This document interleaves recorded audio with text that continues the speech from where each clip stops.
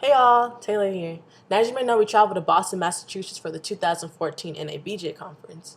We were able to network and build relationships with different media professionals from CNN to ESPN, from people in Chicago to New York, and even some in Africa. We were also able to interview some of the hottest highlights in this year's convention. One of our interviewees was none other than actor Omari Hardwick. Now, you've probably seen him in different things, probably like Tyler Perry's for Colored Girls or the BET series Being Mary Jane, but you know that this current role that he has is his first lead role in a hit series. Now, that hit series is The Power on HBO Stars. You can catch that. It's really good, by the way. If you stay tuned, you'll find out a lot about Omari that some of us probably don't even know. So stay tuned, y'all. Here is the interview.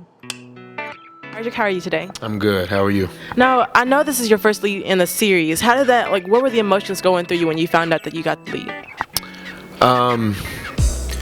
Maybe it was a long time coming, so I wasn't, initially, I actually didn't jump all in when I first got the offer. I actually was a little hesitant because I didn't know.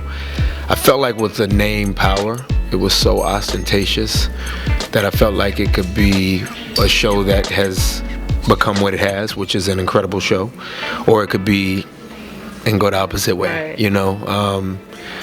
And so I just kind of deliberated over it, prayed about it, and at the time, it was ironic because at the time I was taking a vacation, and so it perfectly worked out for me to just sort of like sit back and think about it. And then once I met with Courtney Kimbogbo, the creator of the show, who's a woman, African-American woman, I was all in, and I said, I know what now Curtis, that being 50 Cent, is really objectively trying to do and what he's trying to accomplish. And so I felt like I didn't jump out of my skin. I'm 11 years in the game, so my reception of the news was more of it's time. It was time for me to be in this position. And so once I said yes to it, I just want to make sure that the other actors and everybody on board that they were equally as confident going into it, that we could have something special and try to make something special. But it's pretty amazing. It's pretty humbling. I actually texted Courtney this morning. I was running the plaza here in Boston, and I text her. Sometimes I'm more excited to answer your question post me receiving the character, and just always living in the character and trying to figure out new things and better things to get evolution-wise out of this guy and the other characters in the storyline. It actually made me, or propelled me, to text Courtney and say thank you for loaning me Ghost. So, not jumping out of my skin, excitement again, but definitely excited on a consistent level every day to play this guy. It's really nice.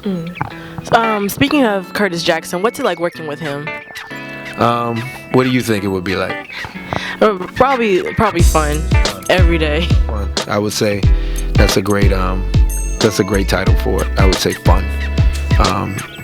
Both of us we like to laugh, and when you're playing such an intense role, and he's playing an equally intense role in Kanan, I think you gotta laugh a lot. And so we tried to make sure that the entire set was light and of a level of levity that we could all sort of go to those dark, intense places from. And so you need joy if you're gonna go to those painful places. And he's fun, and he's got an 8-year-old kid inside of him, and he dreams big, challenges hard, expects everybody to be at the barometer that he sets for himself. Doesn't sleep a lot like myself. I don't sleep a lot, and so it's been really nice. It's been one of those connections that you feel like you've had for a long time. I feel like I've known him for a lifetime, and so I definitely found a brother in Curtis, in 50, whatever you want to call him. Do y'all freestyle in between scenes? That's a dope question.